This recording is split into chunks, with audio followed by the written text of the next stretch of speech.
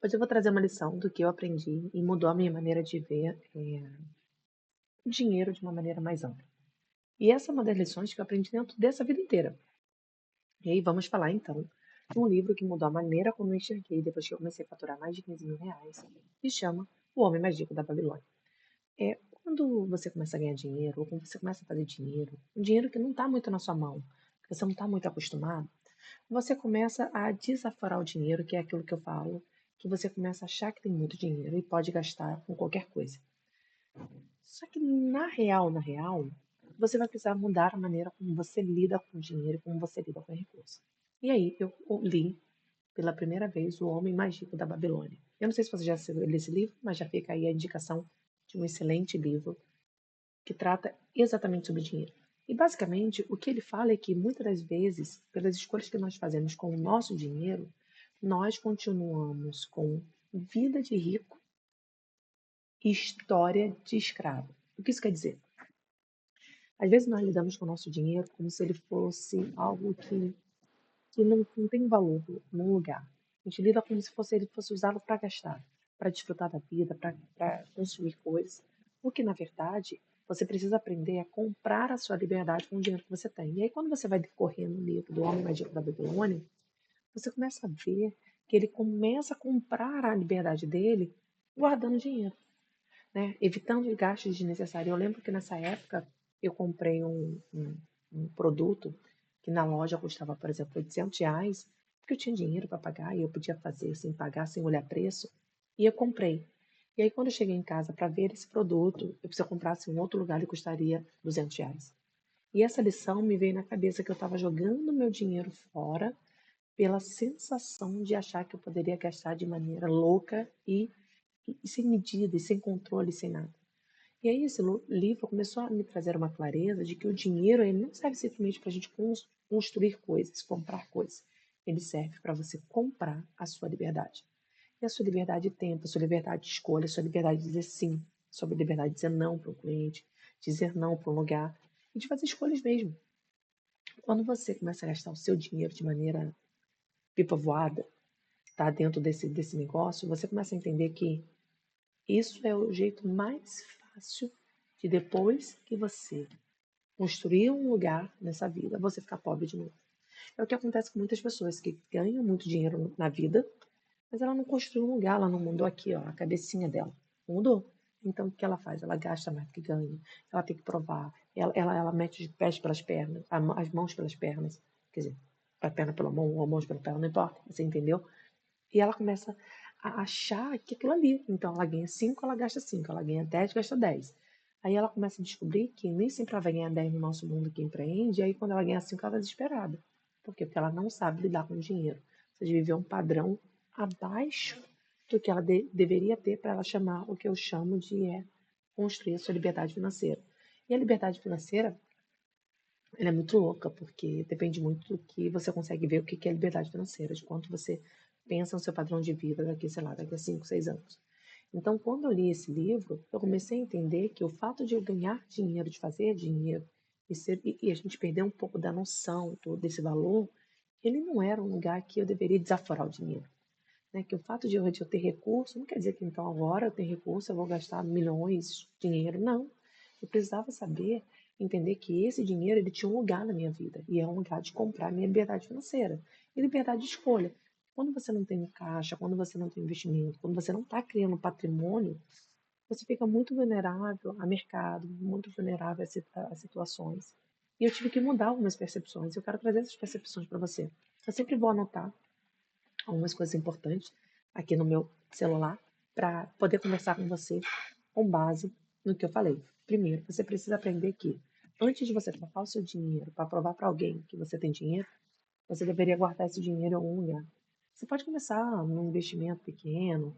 Ah, mas eu não sei nada de investimento. Cara, no investimento no CDB, na poupança, seja lá. Você precisa aprender a ter o hábito de guardar. Por que, que você precisa aprender a ter esse hábito? Porque se você não tiver esse hábito, você vai sempre comer a semente. E a semente, ela é aquilo que você vai ter de recurso para poder ter mais dinheiro lá na frente. E o recurso, às vezes, não é simplesmente dinheiro, é de paz. Porque se você está sempre com a corda no pescoço precisando de mais dinheiro, você nunca tem paz para pensar onde seu dinheiro seria melhor aplicado, ou melhor usado, ou em que situação, ou em que contexto você deveria botar esse dinheiro. Então, Primeiro, pague-se primeiro. Ou seja, não torre seu dinheiro todo, não pegue seu dinheiro todo na caixa e torre ele. Uma outra coisa importante é também não confundir o aumento da renda com o aumento do padrão. Isso aí eu quero trazer uma percepção muito importante que eu vejo. As pessoas, elas começam a ganhar dinheiro, fazer dinheiro no digital, e aí elas entendem que o padrão de vida dela é igual ao valor que ela ganha. Então, se ela ganha 15 mil, ela aumenta o padrão para 15 mil. Se ela ganha 30 mil, ela aumenta o padrão para 30 mil. Isso é uma loucura, isso é uma irracionalidade que eu demorei muito tempo para perceber porque eu era pobre. Só que agora não é mais assim. A gente pode construir um lugar. Você pode começar a entender que você deveria viver com 30%. O seu padrão de vida deveria ser 30% do que você ganha. 30% padrão de vida, que é aqueles custos fixos que você ganha, água, aluguel, escola, né, aquela coisa toda. 30% para você gastar e desfrutar da vida que é boa e que Deus te deu para você desfrutar. E 30% para você ter uma reserva. Não necessariamente reserva de emergência, mas reserva de negócios, de investimento em negócios. Isso. Então vamos pegar essas pessoas. O que elas fazem? Elas começam a faturar 15 mil reais. Tá rica. Aí começa a comprar, fazer prestação de casa, prestação de aluguel, começa a mudar de escola, começa a fazer coisas caras, começa a viajar para restaurante, muda-se de lugar de bairro. Ela morava num bairro que ela pagava aluguel, sei lá, R$ 1.000. Agora ela acha, porque ela tem dinheiro, isso vai mudar a vida dela, isso ela vai fazer. E aí ela muda para um lugar que é 50 mil, que é 50 mil não, 5 mil. E isso começa a ter um problema na disfunção da maneira como ela faz. Eu conheci, quando eu era mais nova, a gente foi convidado para ir numa casa de um cara que tinha um pouco mais de recurso que a gente, em Cabo Frio, no Rio de Janeiro. E eu lembro de ele ter um carro caro na garagem. Você não tinha dinheiro para botar gasolina.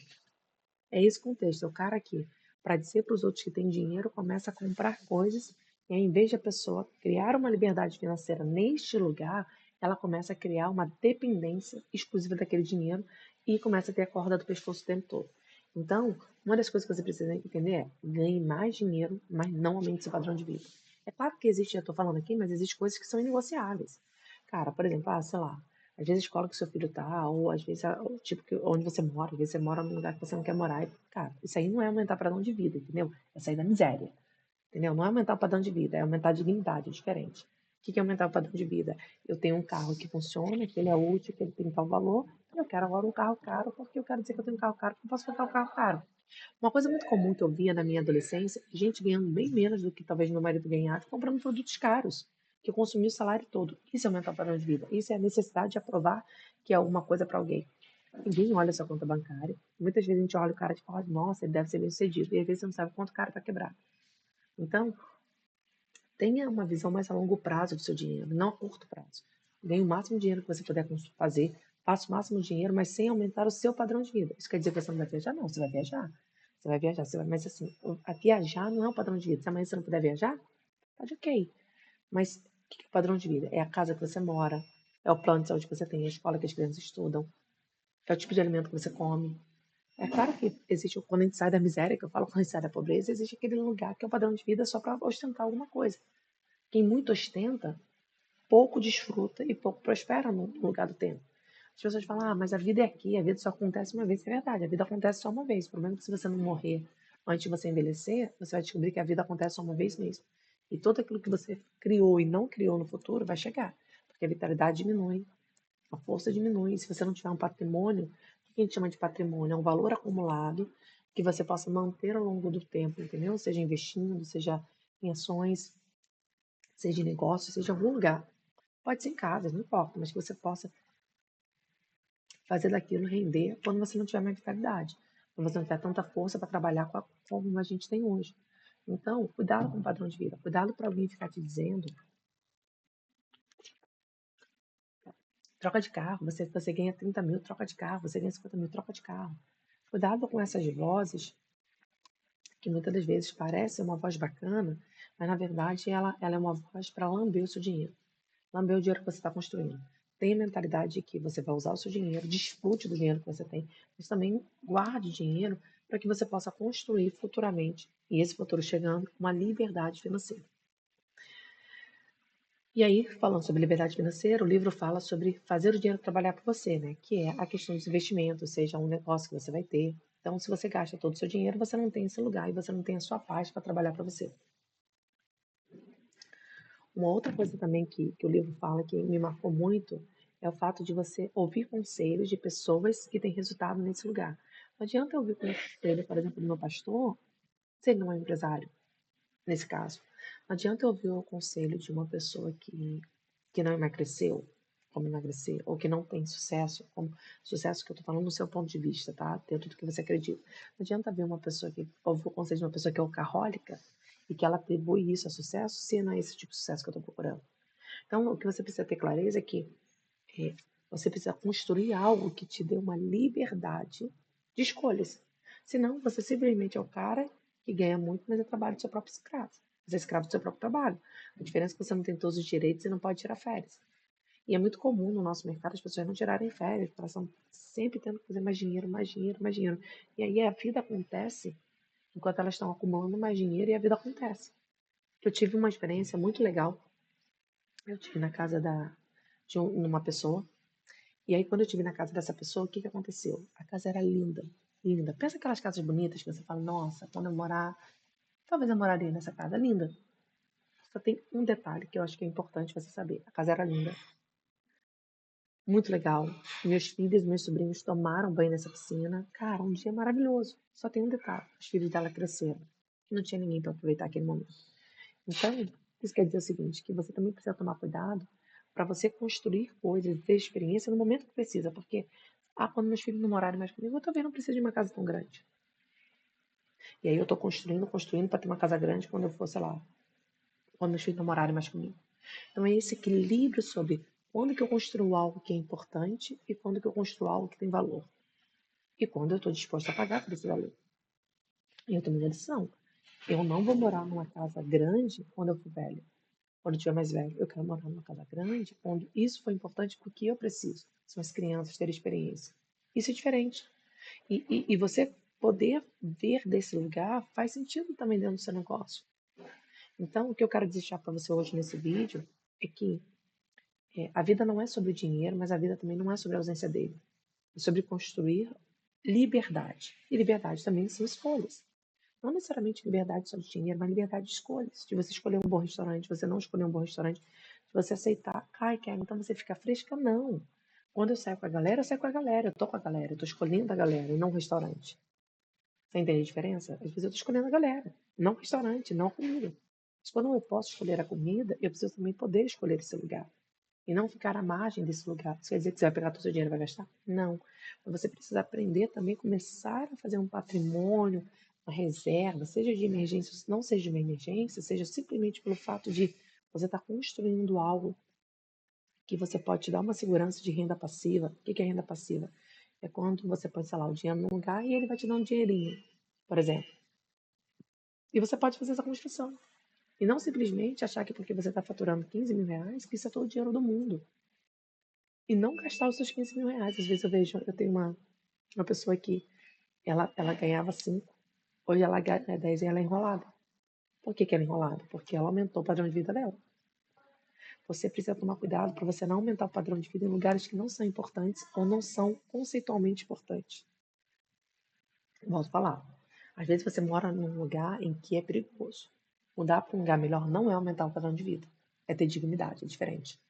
É sobreviver. Você morava ali porque você sobrevivia ali. Mas aí você vai agora, mas você precisa realmente de tudo.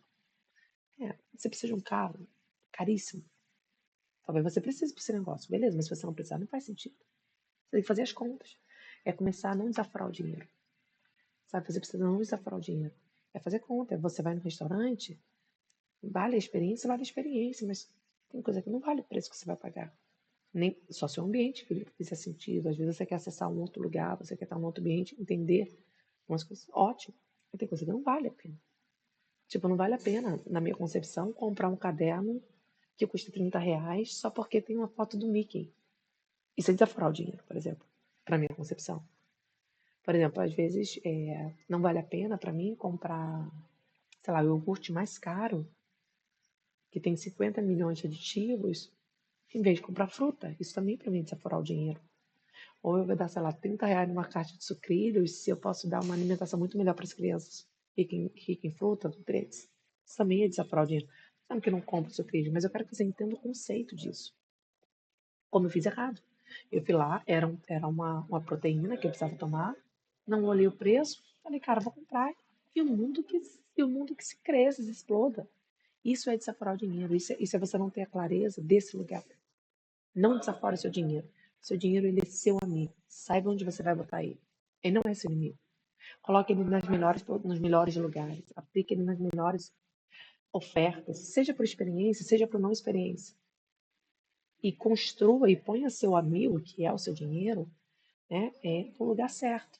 Um lugar onde ele está ali para ele render bem, render melhor. E cuidado com a ganância de ficar trocando dinheiro por uma coisa maior. Isso também é muito importante. Eu deixei a recomendação do livro porque, cara, ele mudou a maneira como eu estava vendo meu dinheiro. Eu estava gastando igual uma louca desvairada, entendeu? Tipo assim, caraca, quero sair, vou comer. Quero fazer não sei o que, vou comer.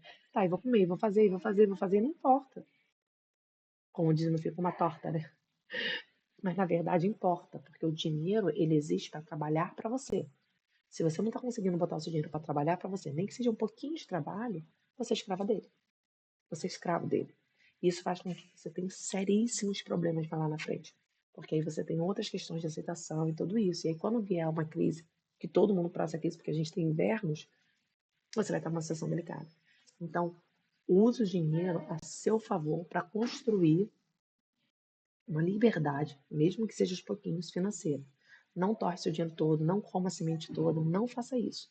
Eu lembro de uma vez que eu botei um cliente no tráfego pago e aí ele faturou, sei lá, 70 mil. E ele achou que no mês seguinte ia faturar 70 mil. Às vezes não fatura, 50 milhões quando isso acontece.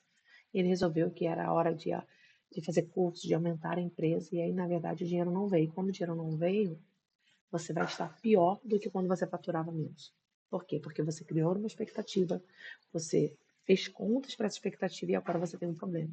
Às vezes o dinheiro não vem na mesma velocidade. Então eu queria deixar essa recomendação para você dizer: cuidado com o que você faz com o seu dinheiro. Ele pode ser uma bênção ou ele pode ser uma maldição, a depender de como você lida com ele e se você torna ele seu amigo, seu auxiliador, seu ajudante, ou simplesmente se você está se tornando escravo dele, para provar para alguém que você tem mais dinheiro para desfrutar, entendeu? Igual criança, tá, ok? Igual criança que não tem controle do que você faz, tem controle do seu recurso. Anote, escreva, cuidado. Então, essa é a minha dica e essa é uma das maiores lições que eu aprendi dentro do mundo digital, que senão você fica rico, tô rico, tô pobre, tô rico, tô pobre, tô rico, tô pobre. Tenha visão mais a longo prazo e valorize o dinheiro que você faz, é suado. Então, se o seu dinheiro ele é suado, cara, se você sabe, trabalha para ter esse dinheiro, aplica ele, utiliza ele num lugar onde vale o seu tempo que você investiu para ganhar. Até a próxima. Se você não conhece, inscreve aqui no canal, fique por dentro, comenta também aqui o que você achou desse conteúdo, o que fez sentido para você. Até a próxima. Tchau, tchau!